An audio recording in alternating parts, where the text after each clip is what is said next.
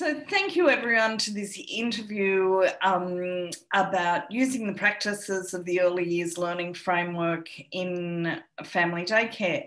I'm really pleased to be joined today by Anne Kennedy, who's a bit of a legend in this sector, but I'll let Anne give an introduction to herself. Anne, tell us who you are. Hello everyone, and thanks for having me, Lisa. It's great to be with you, even if it is by Zoom.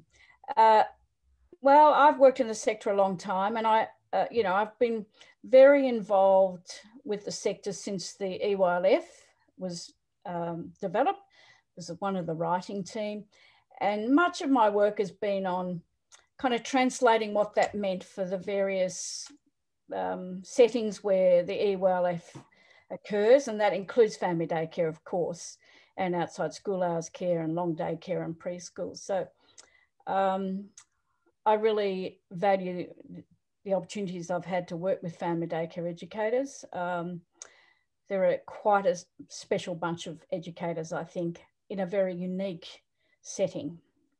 They sure are, and sometimes they're underestimated by the rest of the sector, which isn't really fair because they're often doing one of the hardest jobs.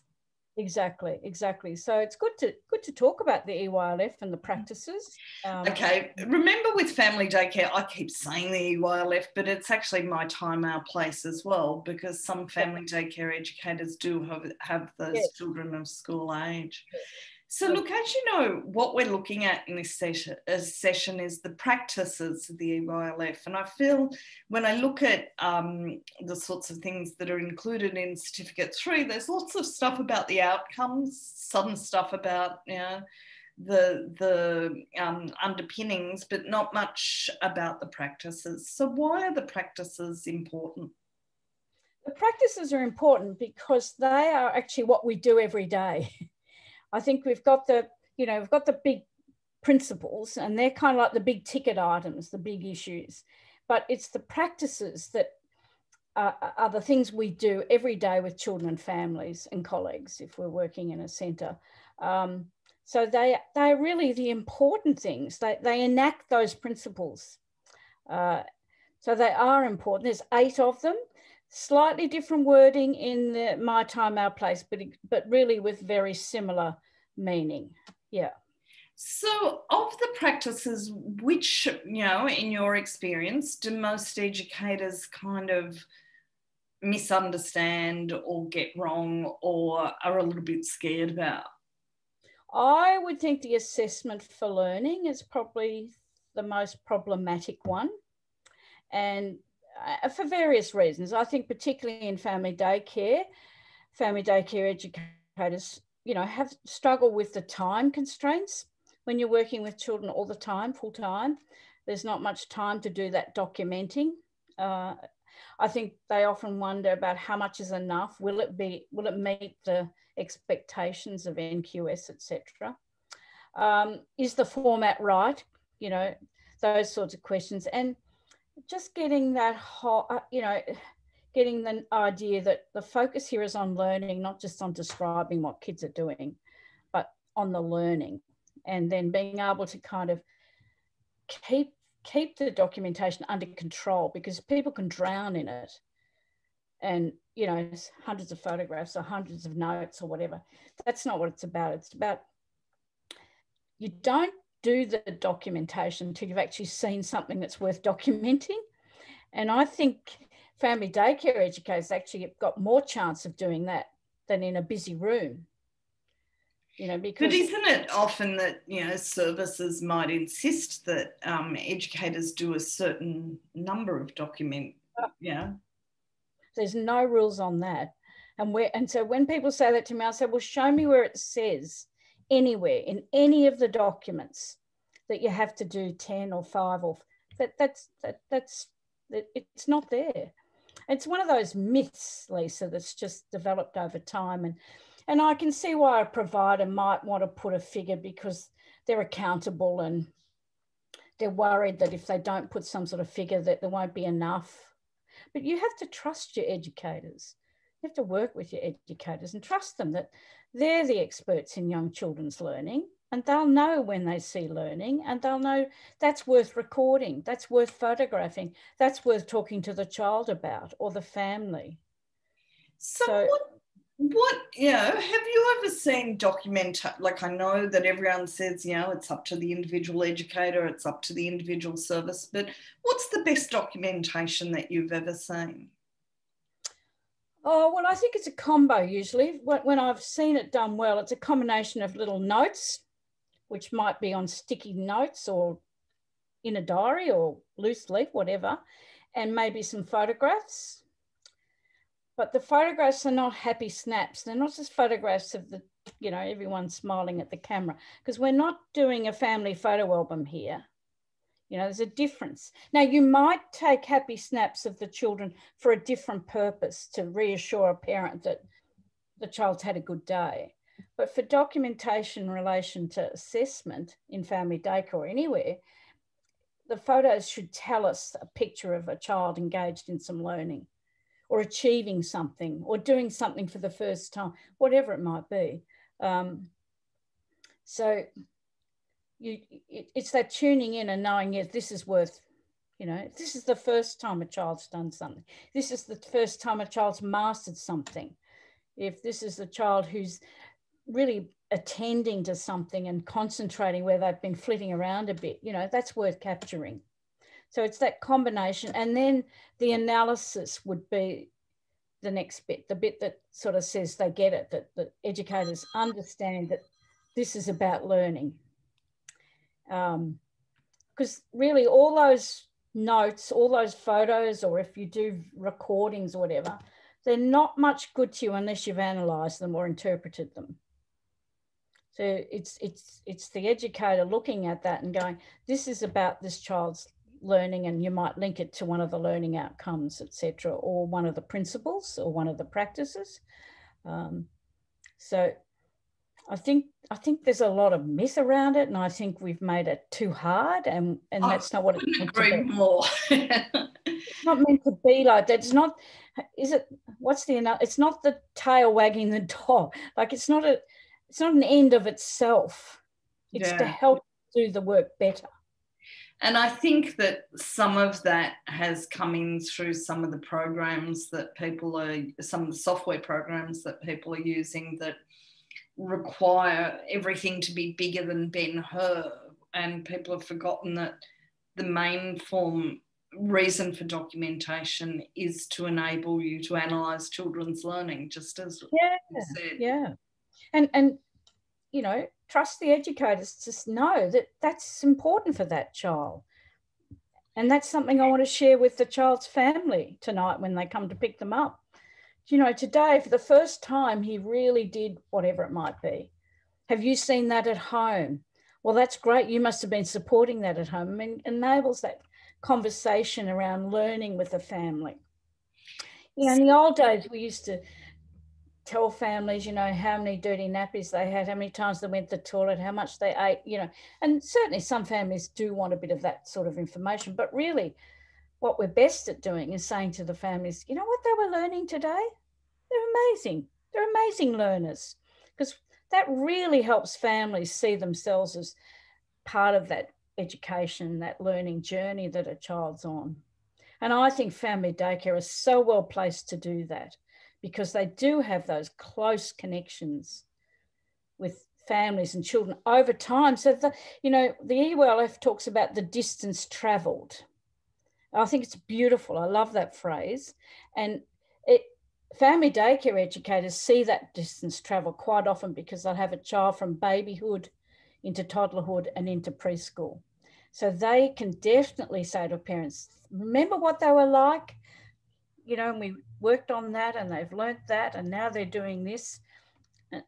And that's that terrific concept of the distance travelled in learning. And not all educators get a chance to see that long-term learning. Yeah. Does that make sense? Yeah, for sure. Okay. Any other practices that you think are a bit problematic? Sometimes people aren't sure about the intentional teaching. What does that mean? Does that mean we have to sort of sit and have lessons? No, it doesn't.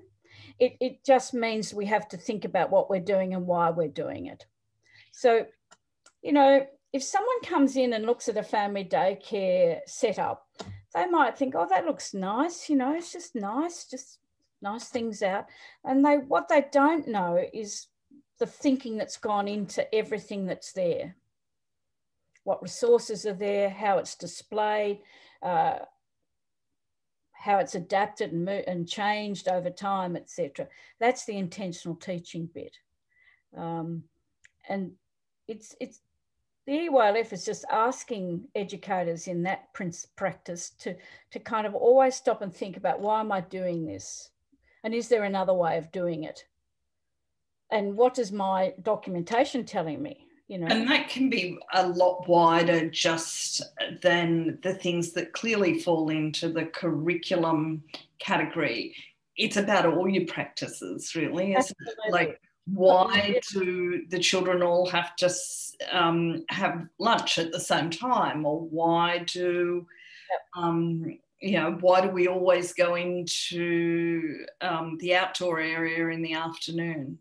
Exactly. It's every aspect, your routines, the arrivals, the departures, the lunchtimes, the hand washing, whatever it might be, we're expected to be intentional about.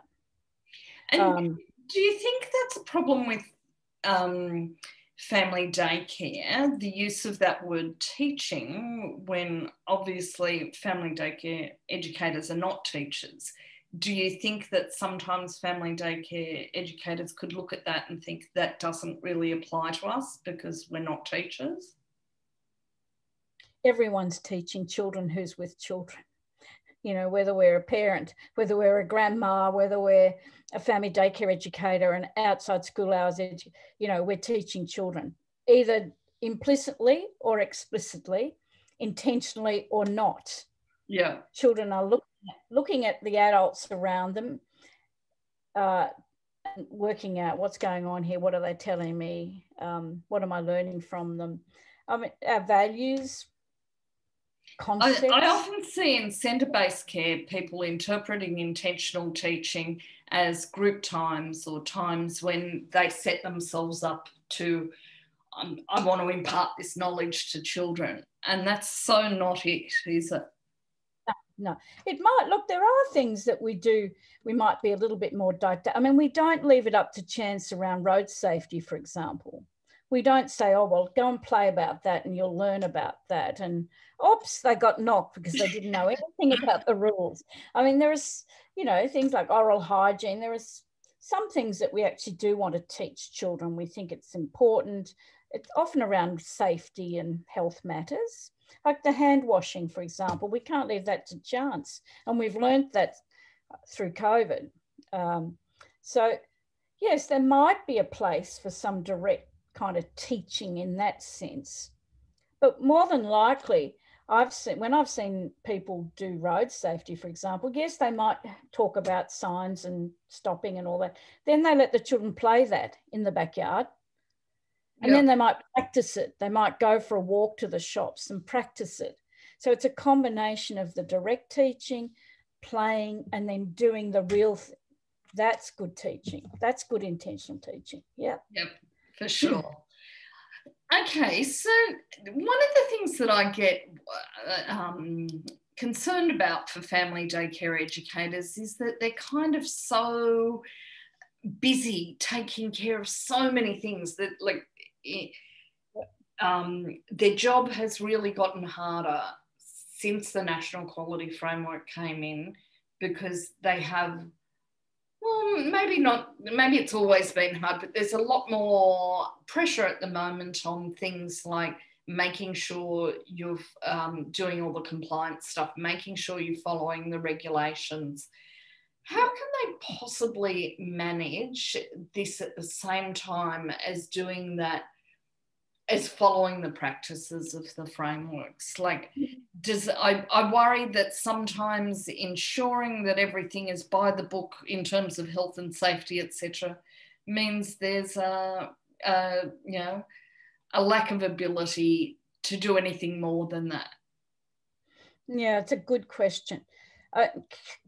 Wherever we're working, and family daycare is no exception. Our key responsibility is relationships with children, to build those relationships with children, to be fully attuned to children. So for family daycare, I think they've got to think very carefully about how they can manage those compliance things without letting that swamp them, because they've got to be available to the children. One of the ways I think they can do that, and I've seen it done, is that you involve the children where you can in some of that matter. So, for example, hygiene stuff, children being able to pack up for themselves, set up for themselves, etc., so that you're not doing anything for the children they couldn't do for themselves. So that's helping them to learn, but it's also freeing you up.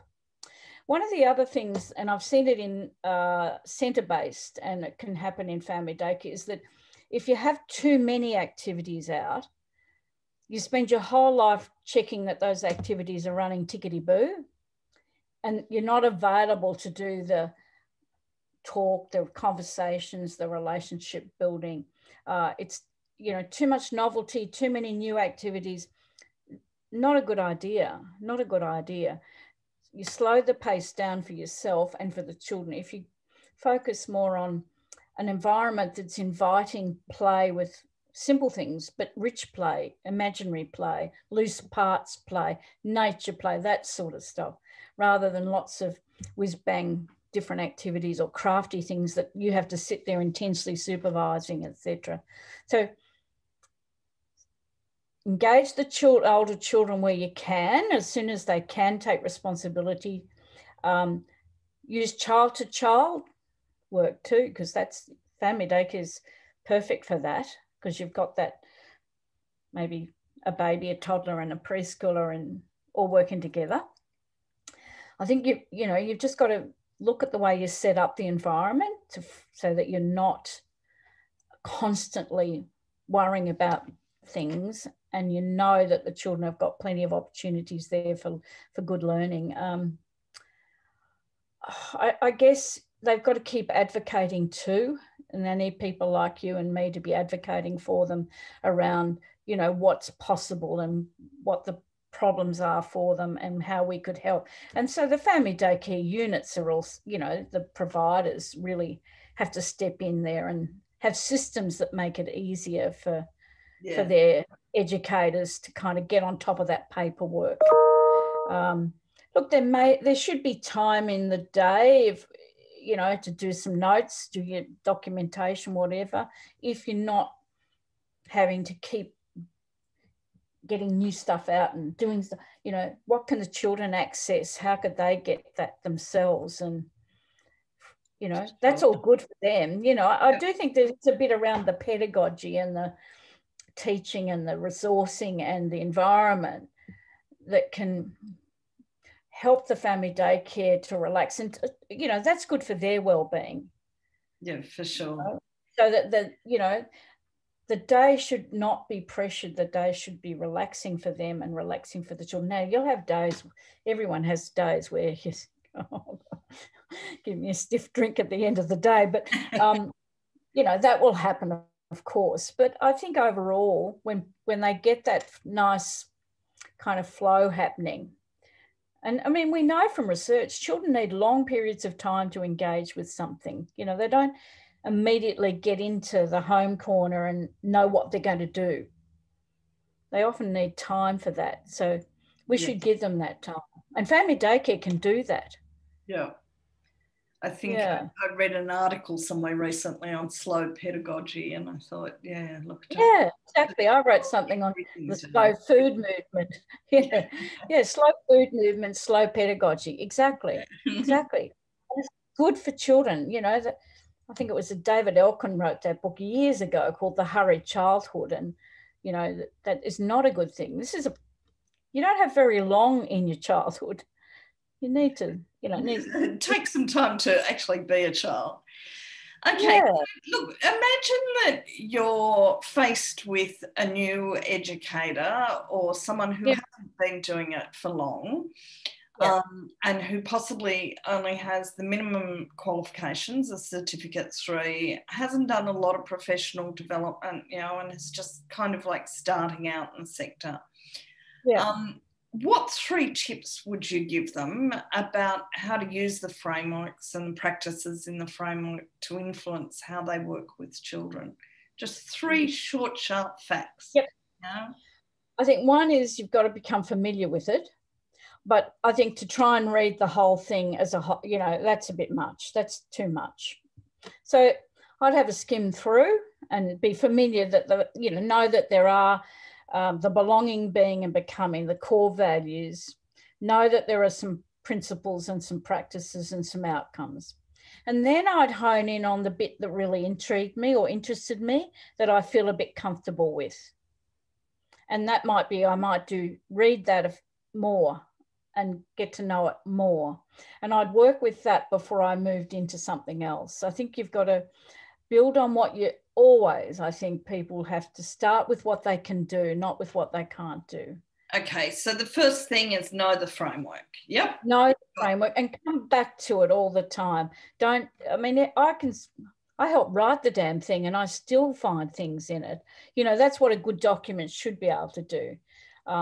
You should be able to dip into them, even if you're a novice and even if you're very experienced, and find stuff in there. But do it when take sections or the section that is important for you at that time or that you feel confident with. I think the second thing I'd say is it's the educating children.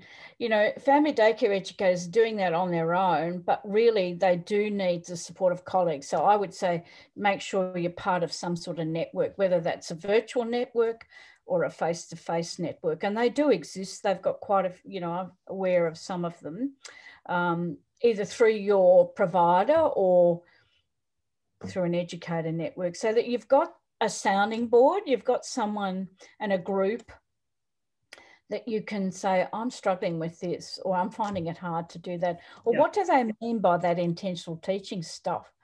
Does that mean I've got to get some work? And that's something that we've got through this PD in your Pocket project. We've started a Facebook group of everyone who's going through this professional development where they can ask those questions. Exactly, and you don't feel dumb, you don't feel stupid, and somebody else been dying to ask that question.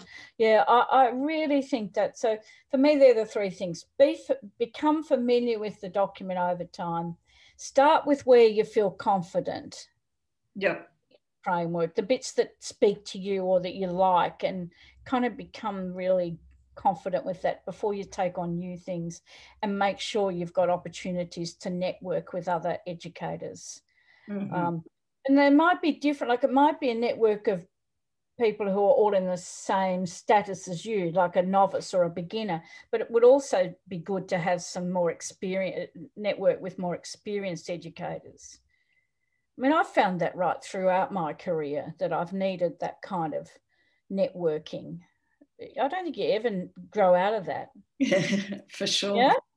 Okay. Yeah. So look, just a few of the practices that, in my observation, possibly some family daycare educators aren't really comfortable with, is the cultural competence one. So can we talk about that? And the other one is the holistic, I haven't got the words for it, but it's got the word holistic in it. Well, let's start with that one. The holistic approach just means thinking about the child's, I say the head, the body, and the interior life, the sort of soul, if you like. I don't know, the head, the heart, and the body. It's so that we think about the child not as discrete little things, but as a whole person. And there's, that's well described in the framework. So go back and have a little read of it and have a little bit of a think about it. And I think it's not, every educator is probably doing that work, but they might not have thought of it like that. And is it also sorry, is it also about the child not just being a child, but the child being part of a family and part of a community? And Yes, yes, absolutely. So, you know, when you greet a child warmly and you might hug them or you might, you know, make them, you know, you're talking not just, you're talking to all the child, you know, the child's feelings, the child's learning. He's, you know, that child's learning about how you greet people, and so the mind and their emotional states, etc. You're making that connection between home and that transition into the setting. Yeah, there's lots of things educators and family daycare educators would be doing that says to me, yeah, they get that. They've got that holistic approaches. I can see that happening. I really think that's not such a difficult thing to do if you really unpack what it means. Again, you need to have a bit of a discussion with someone. So what does it mean? Let's unpack. For sure. I think it's the wording of that one that puts people off. Like that word holistic isn't a word that you come across everywhere, especially if, as a lot of our educators have English as a second language, it's a word they may have never come across before. So think of a baby in family daycare out on a blanket outside under a tree, and the educator may be lying down with the bubby, and that bubby's, there's a whole lot of stuff coming into that bubby's sensory life. The bubby feels safe. The bubby is intrigued by the leaves, listening to the educators. You know, that's holistic. That's holistic. Yeah. So I think good teaching, good experiences like that are holistic. You know, when you read a story to a child, you're touching the whole child, particularly if that story connects to something in their life, as you say, and that connects into that cultural competence, because as you pointed out, we don't work with the child in a vacuum. They don't come to us wrapped in bubble wrap. They come to us from their family every day, and that's what that cultural competence is about. It's not, it might have something to do, sometimes it has to do with particular ethnicities, but it is about the culture that every child's family has. Every family, and that can vary from child to child within the same ethnicity too. It can. So it's that tuning into the family, knowing what that family, what their aspirations are for their child, you know, what their sort of lifestyle is, without prying, but you pick that up over time. Things the child tells you, things the parents tell you, etc. So the cultural competence is about responding to all of that. And so, you know, if you go into a family daycare home in a certain location, there'd be kind of indicators of where those families might come from.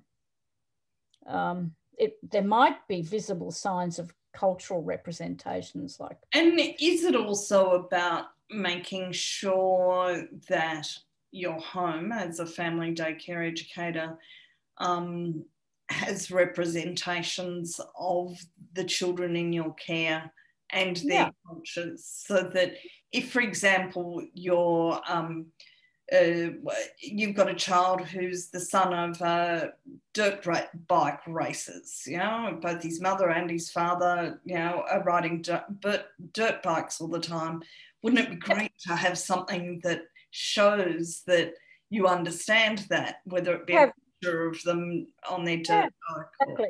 Or you'd have some dirt bike magazines in your story corner. Yeah. And definitely it's those kind of simple connections.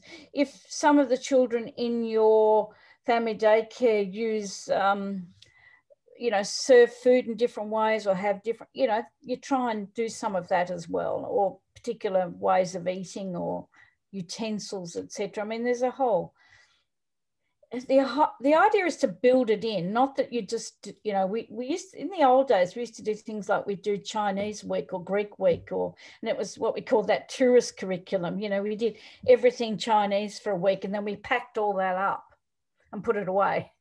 That's not, cultural competence is saying that is not what we're doing. We're not doing a tourist curriculum. We're embedding family contexts which might have ethnicity in them or might not. They could be Aboriginal and Torres Strait Islander backgrounds. They could be Anglo whatever the background, we're responding to that and we're competent in that. We know how to do that. Yeah. And it's also about sharing our own cultures as educators, whether that be ethnicity or, whatever else. Absolutely. So if you're if you've got musical backgrounds or, whatever, artistic background or IT, things that you're passionate about and you love doing and you're good at, you share that with children. So competence kind of, maybe it's more sensitivity to the context of the families that you're working with. Yeah. So we could replace that word competency with sensitivity. I quite like that. Yeah. Competence suggests that you've got a certain skill level, I guess, to do that work. Again, it's probably something that you build up over time. And when people first start working in this area, I think the hardest thing for them is the working with family. I think often they feel quite confident working with children, but they might find the parent-family work difficult. Although I reckon family daycare people are up for it. They're up for it because that's what they do in family daycare. But that, that does come with time and confidence as you get more confident working with families. Okay, so just one question, then I'll finish it off. If you could have everyone know one thing about the framework, or if you think, no, let me put it this way, one misconception about the framework that you see in the sector, and how can we overcome that? Like what do people universally get wrong about the framework? Oh, that's a question. I do think it probably is around the learning and assessment for learning, and forgetting that the critical thing is the belonging, being and becoming, the relationship work we do. So those relationships we have with children and families, they're the cornerstone of what we do, and everything else flows from that. Yeah. Rather than the other things, the documentation, the photographs, the assessment, the portfolios, that's the wrong way around. It's the wrong way around. Those things are meant to support the work we do in relationship building. Children will only learn when they're in relationship with us and with each other. Family daycare, educators have that part of it down pat. They have to have good relationships with their children. Then I have no doubt the children are learning. Yeah, so I think, they just have to be confident about that. Yeah. And they have to get clever at documenting how well they do that. I think often people don't realise how skilled they are. I've seen that, isn't it? I've seen that in out of school hours. Put them in their houses and tell them they've got to do something, and then they start to have doubts. I wonder why. Yeah, I've seen that in out of school hours care and family daycare, that not realising how good they are and how clever they are, and the beautiful work they do with children. Okay, everyone, I might end it there because I want you to take that thought away with you. You are clever, you are practiced. What else did you say? You are, what you're doing is good. It's beautiful. Yeah. Thank you very much for joining us. This has been really good to talk to you about these things. Pleasure, Lisa, anytime. Bye for now. Bye-bye.